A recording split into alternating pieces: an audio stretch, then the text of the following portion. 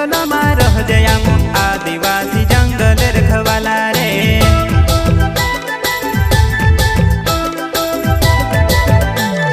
चल जंगल जमीन काज पूजे रे आदिवासी दुनिया ने रखवाला रे। बाप देव खतरी काज पूजे रे आदिवासी सबसे निराला रे।